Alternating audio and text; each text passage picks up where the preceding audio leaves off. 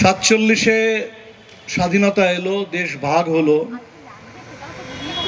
আমরা অনেক সময় যখন দেশ ভাগ নিয়ে চর্চা করি ভারতবর্ষে, তখন মনে হয় যে দেশ ভাগের যত বেদনা, যত বিভীষিকা, যত যন্ত্রণা, সেটা বোধহয় সব ভারতের উপরেই। ওই দেশ ভাগের মধ্য দিয়ে যে পাকিস্তানটা তৈরি হয়েছিল, সেখানে বোধহয় কোনো যন্ত্রণা ছিল না, সেখানে বোধহয় কোনো বিভীষিকা ছিল না। এটা কিন্তু আদৌ নয়। তো যন্ত্রণা দুদিকেই ছিল, বিভীষিকা দুদিকেই ছিল। এবং সেই যন্ত্রণারই একটা প্রথম ব্যাপার হলো যে তখন যে পূর্ব পাকিস্তান, তাদেরকে 47 আর 52, মাত্র 5 বছর, 4.5 বছর, তো তাদেরকে সেই ভাষার জন্য লড়তে হলো। আর ওই সময়টাই আমাদেরও লড়তে হচ্ছে। 47-এ স্বাধীনতা আসছে, 6 মাসের মধ্যে মহাত্মা গান্ধীকে হত্যা করা হচ্ছে। সেই সময়ে তারপরে আরএসএসকে ব্যান করছেন সর্দার প্যাটেল। এই জন্যে ব্যান করছেন, এই কথা বলে যে একে ব্যান না করলে পরে ভারতবর্ষে এই সদ্য স্বাধীন আমাদের দেশ, আমাদের স্বাধীনতা বিপন্ন হয়ে পড়বে। তো সেই স্বাধীনতাকে বাঁচাতে তখন চেষ্টা শুরু হলো। সেই সময়েই সংবিধান রচিত হলো স্বাধীনতার পরে, এবং সেই সংবিধান গৃহীত হলো। তো আমাদের এখানে 52-তে প্রথম নির্বাচন হচ্ছে। আর বাংলাদেশ যেটা এখন, সেখানে আমার ভাইয়ের রক্তে রাঙানো 21শে ফেব্রুয়ারি, সেই 21শে ফেব্রুয়ারির মধ্য দিয়ে একটা আন্দোলন গড়ে উঠছে। আমরা খুব একটা স্লোগান দিই, শহীদের রক্ত হবে না কো ব্যর্থ। এটা যে কত বড় সত্যি, এর মধ্যে যে কত বড় একটা শক্তি থাকে একটা শহীদের রক্তে, সেটা ওই ভাষা আন্দোলন দেখিয়েছে।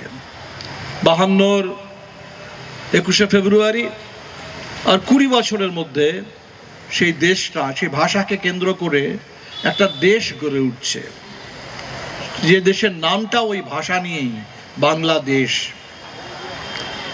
তো সবার আগে আমার মনে হয় সেই শহীদদেরকে স্মরণ করি, তাদেরকে শ্রদ্ধা জানাই। এই বাংলা ভাষার জন্য শুধু বাংলাদেশ না, ভারতবর্ষের ভেতরেও লড়তে হয়েছে। আসামে শিলচরে, বরাক ভ্যালিতে, সেখানে 19শে মে ভাষা দিবস পালিত হয়। সেখানে বাংলা ভাষার অধিকারের জন্য অসমীয়া ভাষাকে একমাত্র সেখানে রাজ্যের ভাষা হিসেবে চাপিয়ে দেওয়ার বিরুদ্ধে লড়তে হয়েছে। অনেক প্রাণের বিনিময়ে সেখানে বাংলা ভাষা তার অধিকার রাখতে পেরেছে। এই যে একটা ভাষাকে ঘিরে একটা আন্দোলন, সেখান থেকে মানুষের পরিচিতি, মানুষের অস্তিত্ব, তো আজকে সেই ব্যাপারটা আমাদের কাছে বিপন্ন। ধরুন, আমি যদি বাংলার কথাই বলি, বাংলা ভাষায় যারা কথা বলেন, আমাদের পরিযায়ী শ্রমিকরা বাংলার বাইরে, তারা বারবার আক্রান্ত হচ্ছেন। কোনো একটা দুটো বিচ্ছিন্ন ঘটনা নয়, গোটা দেশ জুড়ে একটা প্যাটার্ন দেখা যাচ্ছে। দিল্লির আশপাশে, যেটাকে আমরা এনসিআর বলি, ন্যাশনাল ক্যাপিটাল রিজন, সেখানে আপনি গুরগাঁও চলে যান, সেখানে নয়ডায় চলে যান, দিল্লির মধ্যে চলে যান, সমস্ত জায়গায় বাংলা ভাষী পরিযায়ী শ্রমিক তারা আক্রান্ত। বাংলা ভাষায় যারা কথা বলেন এবং তার উপরে যদি তারা মুসলিম হন, তাহলে তো আরো সহজেই তাদেরকে বাংলাদেশি বলে চিহ্নিত করে দেওয়া হচ্ছে। এমনকি বাংলা ভাষাটাকেও বাংলাদেশি ভাষা, এটা আমরা দিল্লিতে দেখলাম। সেখানে একটা সার্কুলার এলো যে বাংলাদেশি ভাষার অনুবাদক দরকার, বাংলাদেশি ভাষার কিছু এক্সপার্ট দরকার যারা এই ভাষা অনুবাদ করে দেবেন। আসামে চলে যান, সেখানে যারা বাঙালি মুসলিম, তাদেরকে সেখানে মুখ্যমন্ত্রী বলেন মিয়া। ভালোবেসে কোনো জায়গায় কেউ মিয়া বলতে পারে, কিন্তু ওখানে ভালোবেসেই কথাটা বলা হয় না। ভালোবাসার সম্বোধন ওটা নয়, ওটা একটা ঘৃণার সম্বোধন। এবং সেখানে খোলাখুলি সেই মুখ্যমন্ত্রী বলেন, যেখান থেকে আমি এই জন্যই মুখ্যমন্ত্রী যে মিয়াদেরকে এখান থেকে তাড়াতে হবে। খোলাখুলি তিনি বলেন যে রিক্সায় ওঠো, রিক্সায় উঠে সেই রিক্সাওয়ালার ভাড়াটা যদি 5 টাকা হয়, সেই রিক্সার ভাড়া, তাহলে তোকে 4 টাকা দাও। ভোটার লিস্টের নাম থাকলে পরে সেই নামগুলো বের করার জন্য যা করতে হয় করো, সেই নামগুলোকে বের করো। একটা ওদের পার্টি পেজ থেকে একটা টুইট এলো, যেখানে সম্পূর্ণ একটা ভিডিও দেখা যাচ্ছে যে তিনি নিশানা চালাচ্ছেন, বন্দুক চালাচ্ছেন। কাদের? দুজন মানুষকে দেখা যাচ্ছে যারা বাংলা ভাষায় কথা বলা মুসলিম। এবং এই ব্যাপারটা বাড়তে বাড়তে এমন জায়গায় চলে গেছে, ভারতবর্ষের যে কোনো পরিযায়ী শ্রমিক, যে কোনো ভাষায় কথা বলা পরিযায়ী শ্রমিক আজকে কিন্তু বাংলাদেশি বলে চিহ্নিত হয়ে তাকে মেরে দেওয়া যেতে পারে। এটা আমি কল্পনা করে বলছি না, এটা একটা ঘটেছে ঘটনা। কোথায় ঘটেছে? কেরালাতে ঘটেছে। কাকে মারা হয়েছে? ছত্তিশগড়ের একজন শ্রমিককে। যে শ্রমিক বাংলায় কথা বলেন না, তিনি মুসলমানও না, তার নাম রামনারায়ণ বাঘেল। সেই রামনারায়ণ বাঘেল তাকে হত্যা করে দেওয়া হলো এই সন্দেহে। লোকটা বাংলাদেশি নয় তো, কেমন কেমন কথা বলছে, ঠিক চিনি না। এই একটা জায়গায় আমরা পৌঁছে যাচ্ছি। ফলে আজকে আমাদের দেশে এমন একটা পরিস্থিতিতে আমরা পৌঁছচ্ছি যেখানে ভাষা মানে কি? ভাষা মানে তো একজন মানুষের ভাব প্রকাশ করার মাধ্যম। তো ভাষার আগে মানুষ, সেই মানুষের ভাবনা, সেই সব কিছুর একটা স্বাধীনতা। এবং ভারতবর্ষের মতো এত বড় একটা দেশে এটা একটা ভাষা তো নয়, অনেক ভাষা, অনেক ভাষাকে ঘিরে অনেক সংস্কৃতি, অনেক রকমের বেঁচে থাকার যাপনের অনেক রকমের ধরন, অনেক রকমের খাওয়া দাওয়া। তো আমাদের স্বাধীনতা আন্দোলন তো এটাই বলেছিল, নানা ভাষা, নানা মত, নানা পরিধান, বিবিধের মাঝে দেখো মিলন মহান। এটা ছাড়া তো অন্য কোনো উপায় নেই, যে এক হতে হবে। কিন্তু সেই ঐক্যটা, এই যে বৈচিত্র্য, এই বৈচিত্র্যটাকে অস্বীকার করে নয়, এই বৈচিত্র্যটার উপরে একটা বুলডোজার চালিয়ে দিলাম। এক ভাষা, এক দেশ, অতএব এক ভাষা, এক দেশ, অতএব এক ধর্ম, এক দেশ, অতএব একটা পার্টি, এক দেশ, অতএব একটা মতাদর্শ, এক দেশ, অতএব একটা নির্বাচন, এক দেশ, অতএব একজন নেতা। এটা তো নয়, এটা তো যত মত তত পথ। এই বৈচিত্র্য, এই পুরো বিশাল ব্যাপার, এবং সেখানে এই বিশালত্ব এবং এই বহুত্ব, এই বৈচিত্র্য, এটাকে নিয়েই তো, এটা বাদ দিলে, এটার একটা টুকরো বাদ দিলেই ভারতবর্ষ শেষ। এই দেশটাই তো গড়ে উঠেছে এটার ভিত্তিতে। তো বাংলাদেশ সেটা আমাদের দেখিয়ে দিয়েছিল তখন, যে একটা ধর্মের নামে একটা দেশ তৈরি হলো, ধর্মের নামে তৈরি হলো, ভাষার নামে ভেঙে গেল। ব্যাপারটা কোনো দুটো ভাষার লড়াই ছিল না, বাংলা বনাম উর্দুর লড়াই ওটা ছিল না।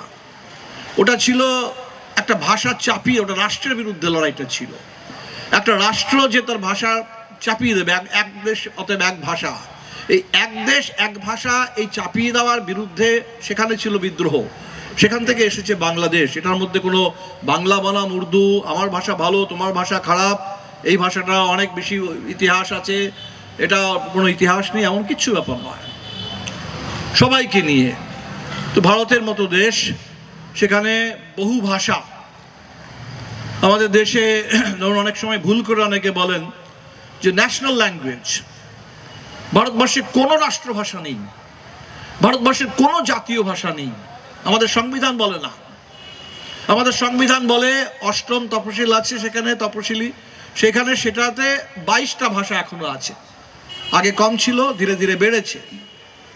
এই পশ্চিম বাংলাতেই, এই বাংলাতে আপনি দার্জিলিংয়ে চলে যান, সেখানে মানুষ নেপালিতে কথা বলেন, সে নেপালি ভাষা ভারতবর্ষে 8 শিডিউলে আছে।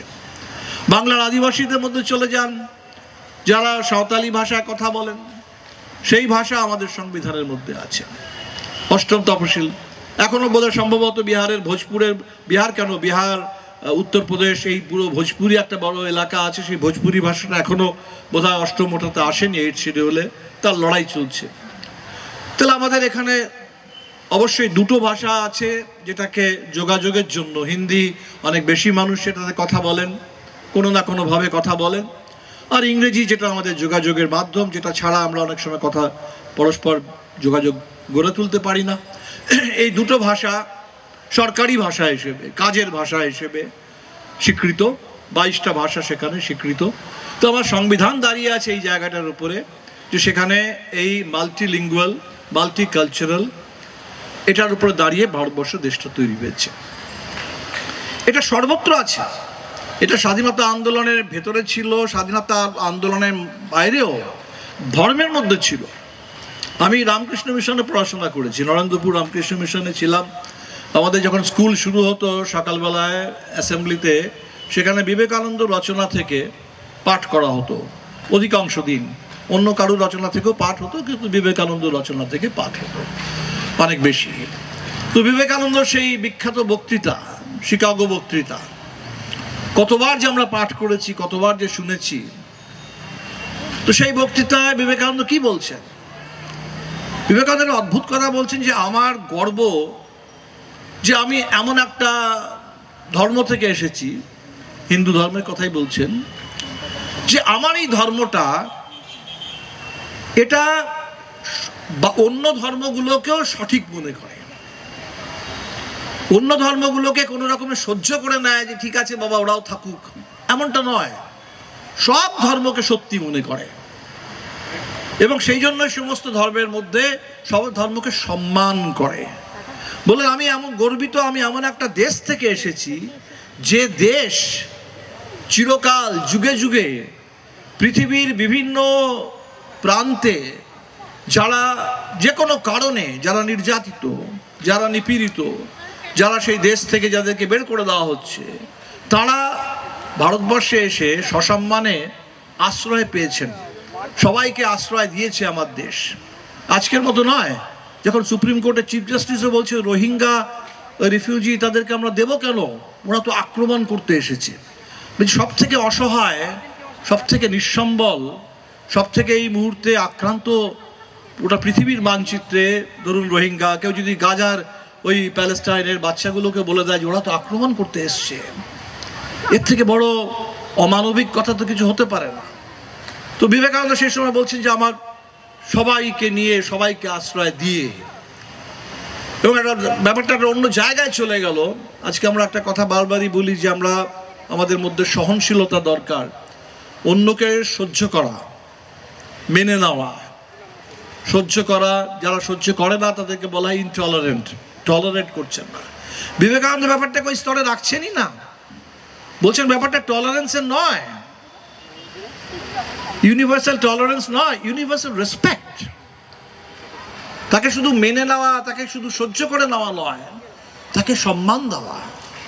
তাহলে এই পারস্পরিক সম্মান, পারস্পরিক সহ অস্তিত্ব এবং পারস্পরিক সম্মান, এই জায়গা থেকে একটা দেশ গড়ে উঠছে। এই দেশ জায়গা থেকে একটা দেশের দৃষ্টিভঙ্গি গড়ে উঠছে, পারস্পরিক একটা আদান প্রদানের সেতু বন্ধন হচ্ছে, ভাষা, ধর্ম, বিভিন্ন রকমের আমাদের রীতিনীতি সব কিছু মিলিয়ে। তো আমার মনে হয় এটা ভারতবর্ষের জন্য অত্যন্ত মৌলিক ব্যাপার। এটা সংবিধানে লেখা আছে বলেই শুধু নয়, এটাই হচ্ছে আমাদের শিক্ষা, এটাই ইতিহাস শিখিয়েছে, এভাবেই দেশটা গড়ে উঠেছে। এটাকে এর মধ্যে কাটাছেঁড়া করতে গেলে এর মধ্যে একে বাদ দিয়ে ওকে বাদ দিয়ে এটাকে চাপিয়ে দাও। তাহলে আজকে আমাদের কাছে এখানে দুটো সমস্যা আসছে। একটা সমস্যা হচ্ছে একটা বুলডোজার চলছে, বাস বলে দাও এক দেশ বলে দিলেই তারপরে এবারে যা খুশি বলে দাও। এক দেশ অতএব এক ভাষা, এক দেশ অতএব এক ধর্ম, এক দেশ অতএব এক আদর্শ, এক দেশ অতএব এক নেতা, এক নীতি। এই যে ব্যাপারটা চলছে, একটা জিএসটি চাপিয়ে দেওয়া হলো সব জায়গায়, আপনি ইকোনমিতে পাবেন, সব জায়গায় পাবেন। হ্যাঁ, শুধুমাত্র ওই যদি কেউ বলে যে এই দেশের মধ্যেই কেউ খেতে পাবে, কেউ খেতে পাবে না, এটা কেন হবে? এই দেশের মধ্যেই কেউ বেঁচে থাকার মতো পয়সা পাবে, তার থেকে বেশি পাবে, কেউ কিচ্ছু পাবে না, এটা কেন হবে? সেখানে সেই এক দেশের কথাটা আসে না। সেখানে আর্থিক বৈষম্য বিরাটভাবে বাড়ছে, কিন্তু বাকি সব জায়গায় একটা বুলডোজার চলছে। তো এটা হচ্ছে, এই বুলডোজার যদি চলতে থাকে তাহলে অবশ্যই এই দেশটা টিকবে না, এই সংবিধানটার কোনো মানে থাকবে না। যে সংবিধানটা তার প্রথম কথায় বলছে যে কোনো ভেদাভেদ থাকবে না, ধর্ম, ভাষা, লিঙ্গ এর ভিত্তিতে কোনো জাতি এর ভিত্তিতে কোনো ভেদাভেদ থাকবে না। আজকে অদ্ভুত কথা, একটা ইউজিসি রেগুলেশন আসছিল ডিসক্রিমিনেশন বন্ধ করার জন্য। যে বিশ্ববিদ্যালয়ে রিজার্ভেশন তো আছে, সেখানে দলিতদের জন্য আগে থেকে রিজার্ভেশন ছিল, ওবিসিদের জন্য পরবর্তীতে রিজার্ভেশন চালু হয়েছে। সেই রিজার্ভেশনের মধ্যে দিয়ে অনেকে হয়তো পৌঁছে যাচ্ছেন সেখানে, সেই সমস্ত জায়গায়। কিন্তু পরিবেশটা কেমন, সেখানে বিশ্ববিদ্যালয়ের মধ্যেকার আবহাওয়াটা কেমন, সেখানে গিয়েও সেই উৎপীড়নটা কিন্তু চলছে। সেই উৎপীড়নটা চলছে, এবং চলছে বলেই ধরুন রোহিত ভেমুলার মতো ঘটনা ঘটে, চলছে বলেই পায়াল তারবির মতো ঘটনা ঘটে, চলছে বলেই দর্শন সোলাঙ্কির মতো ঘটনা ঘটে। সম্ভবত আরও গত 2-3 দিন আগে আর একটা ধরনের ঘটনা কোনো আদিবাসী ছাত্র নিয়ে দেখছিলাম। আর এইটা নিয়ে যখন একটা ইউজিসি একটা রেগুলেশন করে যে এই ডিসক্রিমিনেশনকে আটকাতে হবে, এই ডিসক্রিমিনেশনের কোনো জায়গা থাকবে না এই ভেদাভেদের, তখন অদ্ভুতভাবে তার বিরুদ্ধে কিছু প্রতিবাদ শুরু হয়ে যায়। আর আমাদের সুপ্রিম কোর্ট সেই রেগুলেশনটাকে আটকে দেয়। যদি বলে যে না, ঠিক এই রেগুলেশনটার মধ্যে কিছু দুর্বলতা আছে, এই রেগুলেশনটাকে একটু ভালো করতে হবে, বোঝা যায়, সেই কথাটা মানে বোঝা যায়।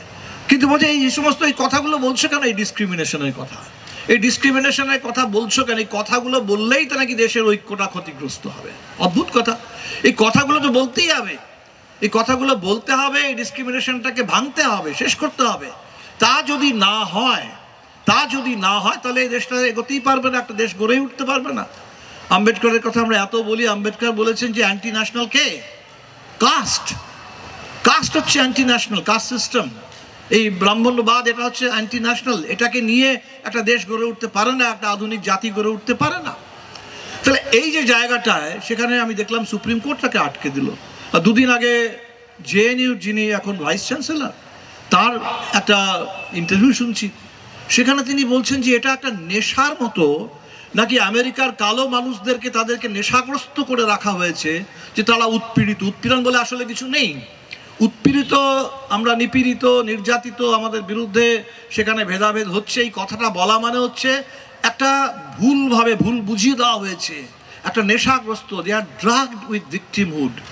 আর এই আমেরিকার কালো মানুষের যে ভিকটিমহুডের ধারণা, সেটা নাকি ভারতবর্ষে আমদানি করা হয়েছে, দলিতদেরকে বোঝানো হয়েছে সেখান থেকে। অদ্ভুত কথা। তাহলে আজকে এই যে জায়গায় দেখুন এই ডিসক্রিমিনেশন, তাহলে একদিকে হচ্ছে আমাদের বৈচিত্র্য, আর একদিকে হচ্ছে এই বৈচিত্র্যটাকে সম্মান জানানো, এবং সেখানে কোনো ডিসক্রিমিনেশন থাকবে না। ডিসক্রিমিনেশন করলে, আমি বললাম যে ঠিক আছে অনেকগুলো ভাষা থাকবে, কিন্তু এগুলো হচ্ছে প্রথম শ্রেণী, এটা দ্বিতীয় শ্রেণী। অনেক ধরনের মানুষ থাকবে, অনেক ধর্মের মানুষ থাকবে, এটা প্রথম শ্রেণীর। এ হচ্ছে সংখ্যাগরিষ্ঠতা নিয়ে আছে, এ হচ্ছে সংখ্যালঘু, অতএব এর অধিকারটা থাকবে না, অধিকারটা কম থাকবে। এটা যদি হতে শুরু করে তাহলে এটা চলবে না। তাহলে প্রথম কথা হচ্ছে এই যে বুলডোজার এবং এই যে ডিসক্রিমিনেশন, এটা বাড়ছে, এটাকে অবশ্যই আমাদের আটকাতে হবে। দ্বিতীয় যেটা বাড়ছে সেটা হচ্ছে, একদিকে আমি যেটা বললাম যে আমরা ইউনিভার্সাল রেসপেক্টের কথা বিবেকানন্দ বলছেন, যে শুধুমাত্র টলারেট করা নয়, টলারেট তো করতেই হবে, সবাই আমার মতো হবে না, আলাদা আলাদা মানুষ, আলাদা আলাদা তাদের ব্যাকগ্রাউন্ড, আলাদা আলাদা অনেক কিছু আছে, তো অনেক আলাদা ব্যাপার থাকবে। এইবারে যেটা হয়ে যাচ্ছে যে আমার মতো নয় সে আমার শত্রু, এটা আরেক ডিগ্রি চলে গেল। যে সহ্য করার প্রশ্নটাই নেই, যে সেখানে হচ্ছে ঘৃণা করো তাকে, সম্মান করো। বিবেকানন্দ বলেছেন সম্মান নয়, তাকে ঘৃণা করো।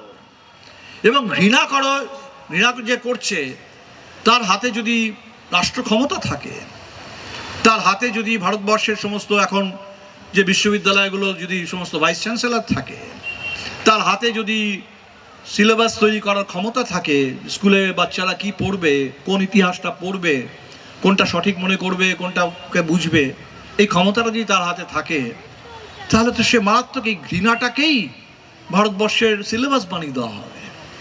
এই ঘৃণাটাকেই ভারতবর্ষের চারদিকে ছড়িয়ে দেওয়া হবে, নির্বাচনের সময় হোক, নির্বাচনের বাদ দিয়ে হোক। বাংলাদেশে একটা নির্বাচন হয়ে গেল, এতদিনের পরেও, এত একটা সংকটের মধ্যেও ভালো লাগলো যে সে দেশটা, তারা কিন্তু সেখানে দেখুন সেই নির্বাচনটা মোটামুটি শান্তিপূর্ণভাবে হয়েছে। নির্বাচনের দিন সম্ভবত 3 জন কি 4 জন, ঠিক হত্যা নয়, তারা মারা গেছেন আর কি। নির্বাচনের আগে অবশ্যই কিছু হিংসা আমরা দেখেছি, আওয়ামী লীগের সমর্থকদের উপরে দেখেছি, সংখ্যালঘু হিন্দু সমাজের মানুষের উপরে দেখেছি, কিছু দেখেছি। কিন্তু তবু সেই যে নির্বাচনটা হলো, সেই নির্বাচনটা বাংলাদেশ কিন্তু বুঝেছি যে আমাদের এই নির্বাচনটাকে শান্তিপূর্ণভাবে হোক। শান্তিপূর্ণভাবে নির্বাচন হয়েছে, ব্যালটের মাধ্যমে নির্বাচন হয়েছে। ব্যালটের মাধ্যমে হয়ে যাওয়া নির্বাচনে সেরকম কোথাও কোনো কারচুপির বিরাট কোনো অভিযোগ আসেনি, এবং সেই নির্বাচনের ফলাফলটা তারা একদিনের মধ্যে ঘোষণা করে দিয়েছেন। এবং সেই ফলাফলের মধ্যে আমরা যেটা দেখলাম যে বাংলাদেশে অবশ্যই সেখানে জামাতে ইসলামের মতো একটা পার্টি উঠে আসছে, যাদের বাংলাদেশের আন্দোলনের সময় ঠিক বিপরীত ভূমিকা ছিল, যেমন আমাদের ভারতে হচ্ছে। যারা স্বাধীনতা আন্দোলনে ছিল না, স্বাধীনতা আন্দোলনের বিরুদ্ধে দাঁড়িয়েছিল, যাদের নিয়ে সর্দার প্যাটেল বলেছিলেন এরা থাকলে পরে স্বাধীনতা বিপন্ন হয়ে যাবে, তারা আজকে ছড়িয়ে যাচ্ছে, বাড়ছে। বাংলাদেশেও সেটা হয়েছে, কিন্তু বাংলাদেশ তাদেরকে একটা জায়গায় আটকে রেখেছে। তো আমি এখানেই আসি, ভারতবর্ষে এই লড়াইটা, এটা শুধুমাত্র কোনো একটা রাজ্যের লড়াই নয়, একটা নির্বাচনের লড়াই নয়, এটাই হচ্ছে এই দেশটার বেঁচে থাকার লড়াই। এই সংবিধানটাকে ধরে রাখার এবং এই সংবিধানটাকে এগিয়ে নিয়ে যাওয়ার লড়াই, এই গণতন্ত্রের এটা লড়াই। কাল আবার ওইখানে ফিরে যাই যে ভাষা, তো ভাষার কথা বলছি। ভাষা মানে শুধু আমার বাংলা ভাষা কি কোনো একটা আরেকটা ভাষা, ভাষাগুলো টিকে থাকুক তা নয়। সেই ভাষায় যে মানুষেরা কথা বলে, সেই ভাষায় যে মানুষের চিন্তাভাবনা অভিব্যক্ত হয়, সেই ভাব প্রকাশের স্বাধীনতা, আমরা এই দুটোকে আলাদা করে দেখাই যায় না। ভাষা নিয়ে আমি খুব গর্ব করলাম, গৌরব করলাম, আমারই বাংলা ভাষা বললাম, তা হবে না। ভাষা নিয়ে সকলেই গর্ব করতে পারে, সবার ভাষা সকলের কাছে ভালো। সব ভাষার অনেক বড় বড় ইতিহাস আছে, সব ভাষায় অনেক কিছু লেখা হয়েছে, কিন্তু সেই ভাষা দিয়ে যে ভাবটা প্রকাশ করা হয়, সেই ভাব প্রকাশের অধিকারটা যদি না থাকে, ফ্রিডম অফ এক্সপ্রেশন, এটা যদি না থাকে, সেখানে যদি হয় যে এই কথাটা তুমি বলতে পারো, এই কথাটা বলতে পারবে না, এই কথাটা বলতে পারবে না, সংসদের ভেতরে এখন আসে এই কথাটা বলতে পারবে না, তো সেখানে কথা বলার জন্য কত লোকে আজকে আটকে পড়ে আছে। দিল্লিতে একটা দাঙ্গা হয়ে গেল, সেই দাঙ্গাটা যারা করালো, সেই দাঙ্গার আগে যারা স্লোগান দিল ভাষা, তাই সেই ভাষা তারা বলল যে গলি মারো, তার কিচ্ছু হলো না। তারা বহাল তবিয়তে বসে আছে, তারা মন্ত্রী, তাদের কিচ্ছু হচ্ছে না। কিন্তু যারা সেই সময়ে, সেই সিএ আন্দোলনের সময়ে সমান নাগরিকত্বের কথা বলেছিল, এই দেশটা সবার, এই দেশটাকে গড়ে তোলার ক্ষেত্রে সকলের রক্ত দিয়েছে, সবাই ঘাম ঝরিয়েছে, সকলের পূর্বপুরুষ এখানে আছে। তাহলে এই দেশে সমান নাগরিকত্ব, সকলের নাগরিকত্ব, ইকুয়াল সিটিজেনশিপ, সেইটা নিয়ে যে এত বড় একটা আন্দোলন তৈরি হলো, সেই আন্দোলনটা যারা করলেন তারা জেলে 6 বছর ধরে, উমর খালিদ জেলে, শারজিল ইমাম জেলে, সেখানে সেই জেলে কোনো কেসের ট্রায়ালটাও হচ্ছে না, কেসটা শোনাও হচ্ছে না, তাদেরকে জামানত দেওয়া হচ্ছে না, জামিন দেওয়া হচ্ছে না। চলে যান আপনি মহারাষ্ট্রে ভীমা কোরেগাঁও মামলায়, তারা এখনো জেলে। চলে যান, এই যে একটা এআই নিয়ে এত বড় একটা সম্মেলন হলো, সেখানে অদ্ভুত একটা দেখলাম, কোনো একটা গলগটিয়া বিশ্ববিদ্যালয় আছে, তারা চীন থেকে একটা রোবট কুকুর আমদানি করে বলল আমরা ডেভেলপ করেছি, এই সমস্ত বলে পুরো পৃথিবীর সামনে ভারতবর্ষকে লজ্জিত করা হলো। কিন্তু এই দেশে যে মানুষটি সত্যি সত্যি ইনোভেশন করে থাকেন, তাকে আমরা জানি, 3 ইডিয়টস ফিল্মে তাকে আমরা দেখেছি, তিনি সোনাম ওয়াংচুক, যিনি ইনোভেশন করেন, যিনি এখানে ওইভাবে বিজ্ঞান প্রযুক্তি সেটাকে শিক্ষা লোক জনপ্রিয়ভাবে মানুষের কাছে, বাচ্চাদের কাছে নিয়ে যান, ওই লাদাখের মতো জায়গায় নিয়ে যান, কাশ্মীরের মতো জায়গায় নিয়ে যান। সে মানুষটি আজকে জেলে, সে মানুষটির বিরুদ্ধে আজকে ইউএপিএ চলছে, সে মানুষটিকে চিহ্নিত করে দেওয়া হয়েছে তিনি নাকি ভারতবর্ষের জাতীয় নিরাপত্তার জন্য একজন বড় শত্রু। তাহলে এইটা যদি না থাকে, এই ভাষার অধিকার, ভাষার গৌরব, ভাষার বৈচিত্র্য সব ঠিক আছে, আমার মনে হয় তার সাথে সাথেই আমাদের জন্য খুব বেশি দরকার এই ফ্রিডম অফ এক্সপ্রেশন, এই ভাব প্রকাশের স্বাধীনতা। এবং সেটা যদি আটকানো হয়, সেখানে যদি ইউএপিএ চলে, তাহলে এই দেশটা আর কিছু থাকবে না। আর তাই ওই বারবার ফিরে যেতে হয় ওই সংবিধানের, গোটা সংবিধানটার কথা বলছিলেন, সংবিধানের প্রস্তাবনাটা, ওই সংবিধানের প্রস্তাবনাটা ওটা একটা অখণ্ড ব্যাপার, ওটাকে খণ্ড খণ্ড করা যাবে না। ওখানে যেটা বারবার বলা হচ্ছে যে সেখানে আমাদের লিবার্টি, ইকুয়ালিটি, ফ্র্যাটার্নিটি, সকলের জন্য স্বাধীনতা, সব রকমের স্বাধীনতা, ভাব প্রকাশের স্বাধীনতা, ধর্ম পালন করার স্বাধীনতা, এক ধর্ম থেকে অন্য ধর্মে চলে যাওয়ার স্বাধীনতা, সব রকমের স্বাধীনতা, আন্দোলন করার স্বাধীনতা, মিটিং করার স্বাধীনতা, মিছিল করার স্বাধীনতা, ধর্মঘট করার স্বাধীনতা, এই রাজনৈতিক স্বাধীনতা, এই সম্পূর্ণ স্বাধীনতা, সম্পূর্ণ ন্যায়, সামাজিক, আর্থিক, রাজনৈতিক এবং সকলের জন্য সম্পূর্ণ সমতা। এবং সেই সমতাটাও যিনি বলেছিলেন আম্বেদকর, যেটা যদি শুধুমাত্র একটা ভোটের সমতা থাকে তাহলে সেটা বেশি দিন চলবে না। একটা ভোটের সমতা থাকলো আর এদিকে বৈষম্যের পাহাড় তৈরি হলো, এক আদানি এক আম্বানি তাদের কাছে জন্য পুরো দেশ, গোটা দেশটা তাদেরকে দিয়ে দাও, আর বাকি মানুষের কাছে কিচ্ছু নেই, তার শ্রমেরও কোনো দাম নেই, তার উপরে একটা নতুন শ্রম কোড এনে তাকে একটা কৃতদাসে পরিণত করে দাও, অধিকারহীন একটা মানুষে পরিণত করে দাও, তাহলে তো চলবে না। তো মনে হয় এই যে লিবার্টি, ইকুয়ালিটি, ফ্র্যাটার্নিটি নিয়ে একটা সংবিধানের কথা হয়েছিল, সবার জন্য ন্যায়ের কথা হয়েছিল, সব রকমের ন্যায়ের কথা হয়েছিল, এটা একটা বিরাট দরকার, বিরাট বড় ব্যাপার। আজকে ভাষা দিবসে আবার সেই সমস্ত শহীদদেরকে স্মরণ করে দেশটা যেরকম একটা কঠিন জায়গায় আটকে আছে এবং এই সংকটটা প্রতিদিন বাড়ছে, প্রতিদিন বাড়ছে, বাট কমছে না, সব জায়গায় ছড়াচ্ছে, সব জায়গায় ছড়াচ্ছে। দুটো অর্থনীতির কথা বলে শেষ করি। ভারতবর্ষের সাথে আমেরিকার একটা ডিল হলো, আমেরিকা আমাদের উপরে ট্যারিফ চাপিয়ে দিল। আগে আমরা ভারতবর্ষে আমেরিকার বিভিন্ন যে জিনিস আসতো তার উপরে 50%, 70% ট্যারিফ ছিল, শুল্ক ছিল, যাতে আমেরিকার সস্তা জিনিস দিয়ে তারা ভারতবর্ষের বাজারে ছেয়ে যেতে না পারে। আমাদের কৃষি সেটাকে যারা আমরা ধরে রাখতে পারি, কারণ আমাদের কৃষিটা আমেরিকার কৃষি নয়। আমেরিকার কৃষিতে মাত্র সমাজের 1% মানুষ, 1% মানুষের জন্য সেই কৃষি, বাকি সবটাই মেশিন, বাকি সবটাই পুঁজি, বাকি সবটাই সেখানে বড় বড় ফার্মের খেলা, বড় বড় বিজনেসের খেলা।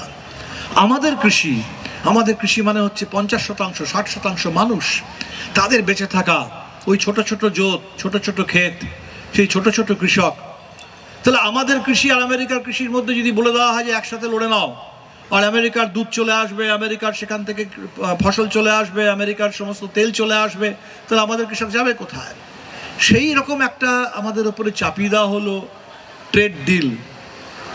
এবং সেই ট্রেড ডিলে ট্রাম্প ধমকি দিলেন যে 50% ট্যারিফ লাগিয়ে দেবো, 25%, আর তোমরা রাশিয়া থেকে তেল কেনো, ওই তেল কেনাটা যদি বন্ধ না করো তাহলে আরও 25% পেনাল্টি, 50%। এইবারে তাদেরকে কথা দেওয়া হলো যে আমরা আর রাশিয়া থেকে তেল কিনবো না, তুমি যেখান থেকে বলবে সেখান থেকেই নেব, তোমার কথা শুনেই চলবো। সেই কথার বিনিময়, কথাটুকু শুধু এটুকু নয় যে তুমি যেখানে বলবে সেখান থেকে তেল কিনবো, আমার কৃষিটাকে খুলে দেবো, কথাটা এটুকু নয়। তার মধ্যে এই কথাটাও থাকলো, ট্রাম্প বলে দিলেন যে আমেরিকার যেটা ন্যাশনাল সিকিউরিটি স্ট্র্যাটেজি, সেই ন্যাশনাল সিকিউরিটি স্ট্র্যাটেজি অনুযায়ী ভারত চলবে। আমেরিকার যিনি রাজদূত আজকে ভারতে, সেই রাজদূত চলে যাচ্ছেন চণ্ডীগড়ে ভারতবর্ষের western command of Indian military, Indian army, সেটা দেখার জন্য, পরিদর্শন করার জন্য। আমেরিকার রাজদূত ভারতবর্ষের সেনা পরিদর্শন করতে আসবেন। এই সমস্ত কিছু ডিল করে দেওয়া হলো, আর বলা হলো এইটাকে ফলে 25 থেকে 50 থেকে নেমে 18 হয়েছে, বিশ্ব জয় করে এলাম। কালকে দেখলাম যে আমেরিকার সুপ্রিম কোর্ট বলেছে যে এই ট্রাম্পের ট্যারিফ চলবে না, ওই ট্যারিফ নয় 10% ট্যারিফ করো। তাহলে যেটার জন্য আমেরিকার সুপ্রিম কোর্ট যথেষ্ট, আমেরিকাতে এখনো সুপ্রিম কোর্ট আছে, সে সুপ্রিম কোর্ট সেটা বিরোধিতা করছে, সেটার জন্য আমাদের দেশের সার্বভৌমত্ব, আমাদের দেশের স্বাধীনতা, আর্থিক স্বাধীনতা, সেটাকে বিকিয়ে দিয়ে 18% ট্যারিফ নিয়ে তারা ড্যাং ড্যাং করে নাচছেন যে আমরা দেশের জন্য কত কী করলাম। তো এই যে আজকে ওই স্বাধীনতাটাও আমরা বিকোতে বসেছি, শুধু গণতন্ত্রটা না, শুধু ওই সংবিধানটা না, কারণ ওই গণতন্ত্র এবং সংবিধানটা ওই স্বাধীনতার মধ্য দিয়ে এসেছিল, ওই স্বাধীনতা আন্দোলনের মধ্যে দিয়ে এসেছিল। স্বাধীনতা আন্দোলনটা বাদ দিয়ে সংবিধান আসতে পারতো না, স্বাধীনতা আন্দোলনটা বাদ দিয়ে এই যেটুকু গণতন্ত্র আছে, এই সীমিত গণতন্ত্রটুকু আসতে পারতো না। স্বাধীনতা আন্দোলনটা বাদ দিয়ে এই যে বিবিধের মাঝে দেখো মিলন মহান, নানা ভাষা নানা মত নানা পরিধান, এই চেতনাটাও বিকশিত হতে পারতো না। তাহলে এই চেতনা যে স্বাধীনতা আন্দোলনের মধ্য দিয়ে লালিত হয়েছে, এই দেশে শক্তিশালী হয়েছে, আমার মনে হয় সেই উত্তরাধিকারকে আবার নতুন করে খুঁজে পাওয়ার দরকার, সেটাকে নতুন করে চেনা দরকার, সেটাকে এগিয়ে নিয়ে যাওয়া দরকার। নির্বাচন আসবে যাবে, পশ্চিমবাংলায় আসছে, বিহারে আবার ওরা ক্ষমতা দখল করেছে এবং সেই ক্ষমতা দখলের ফলটা কি দাঁড়িয়েছে সেটা বিহারের মানুষ হারে হারে টের পাচ্ছেন। নির্বাচনের আগে মহিলাদের বলা হলো 10,000 টাকা করে দেব, ভোট সে পহলে 10,000, ভোট কে বাদ বুলডোজার। এখন বুলডোজার চলছে, ঘর ঘুরিয়ে দেওয়া হচ্ছে, জমি থেকে মানুষকে উচ্ছেদ করে দেওয়া হচ্ছে, এটা চলছে। বাংলার মানুষ, কলকাতার মানুষ, আপনারা এই এলাকার মানুষ, আপনাদের দীর্ঘ অভিজ্ঞতা আছে, আপনাদের চেতনা আছে, আপনারা বুঝে নেবেন, আজকের এই বিপদটা অবশ্যই চিনে নেবেন। আমরা মনে করি যে আজকে এই ভাষা দিবসে দাঁড়িয়ে আমাদের ভাষা, সেই ভাষার সাথে আমাদের যে ঐতিহ্য, আমাদের স্বাধীনতা আন্দোলন, আমাদের গণতন্ত্র, আমাদের সংবিধান, এই সব কিছু যে বিপন্ন, এই বিপদের বিরুদ্ধে লড়তে হবে। লড়াইয়ে হয়তো অনেকের সবার এক রকমের পথ হবে না, অনেকের অনেক রকমের পথ হবে, অনেকে অনেকভাবে লড়বেন। তবুও বলি, কৃষকরা যখন লড়ে, সেই লড়াইয়ে আমরা সবাই গিয়ে পাশে দাঁড়াই, সেই লড়াইটা আমাদের সকলকে শক্তি দেয়। শ্রমিকরা যখন আজকে লড়ছে ওই 4টে লেবার কোডের বিরুদ্ধে, ওই 3টে কৃষি আইনের মতোই, সেই লড়াইয়ের পাশেও সবার দাঁড়ানো উচিত। যে পার্টি করুন না কেন, যদি গণতন্ত্রের পক্ষে থাকেন তাহলে শ্রমিকের পক্ষে দাঁড়ান, তাহলে বেকারের পক্ষে দাঁড়ান, তাহলে ওই নতুন শিক্ষানীতির মধ্য দিয়ে যে ভিভিএসএ বিলটা আসছে, যে ভিভিএসএ বলছে ইউনিভার্সিটি গ্রান্টস কমিশনকে তুলে দেবো, টেকনিক্যাল এডুকেশনের আলাদা সেন্টার তুলে দেবো, টিচার্স এডুকেশনের আলাদা সেন্টার তুলে দেবো, সমস্ত সেন্টারগুলোকে মিলিয়ে দিয়ে একটা কমিশন বানিয়ে দেব, তার নাম হবে বিকশিত ভারত শিক্ষা অধিষ্ঠান। তো সেই যে একটা শিক্ষা অধিষ্ঠান, একটা কমিশন তৈরি হবে, আর একটা কমিশনের জন্য, নির্বাচন কমিশনের জন্য একটা জ্ঞানেশ কুমার যথেষ্ট। তাহলে একটা শিক্ষা কমিশন হোক, সেই শিক্ষা কমিশনের জন্য একটা কোনো জ্ঞানেশ কুমার ধরে আনা হোক, আর সেই জ্ঞানেশ কুমারকে সামনে এনে সেই পুরো ভারতবর্ষের শিক্ষাতেও বুলডোজার চালানো হোক। এইরকম একটা বড় বিপদের মুখে আমরা দাঁড়িয়ে আছি। ফলে আপনারা মাথায় রাখবেন, আজকে ভাষা দিবসে ভাষা আন্দোলনের শহীদদের এবং যারা আজও বিভিন্ন রকমের নির্যাতন সহ্য করে, সব রকমের দমন উৎপীড়ন, সব রকমের অন্যায়ের বিরুদ্ধে যারা লড়ে যাচ্ছেন, এক হয়ে লড়ছেন, আলাদা আলাদা লড়ছেন, যারাই যেখানে যেখানে লড়ে যায় সেটা আমাদের লড়া, যেভাবে লড়ে যায় সেটা আমাদের লড়া। সেই লড়াইয়ের ঐক্য গড়ে উঠুক এবং সেই লড়াইয়ের ঐক্য, সেই লড়াইয়ের যে একটা সেখান থেকে একটা স্পর্ধা তৈরি হোক, যে এই দেশটা বিক্রি করার জন্য নয়, আমার এই ভাষা বিকিয়ে দেওয়ার জন্য নয়, আমার এই ইতিহাস নষ্ট করার জন্য নয়, আমাদের এই ঐতিহ্য, আমাদের এই কৃষ্টি, আমাদের এই বিরাট স্বাধীনতা আন্দোলনের উত্তরাধিকার, এটা নষ্ট করার জন্য নয়, এটা বিক্রি করার জন্য নয়, এটা আমাদের, এটা আমরা গর্ব করি এবং এটাকে আমরা বাঁচিয়ে রাখবো, এটাকে আমরা এগিয়ে নিয়ে যাব। আপনাদের সকলকে অনেক অনেক ধন্যবাদ।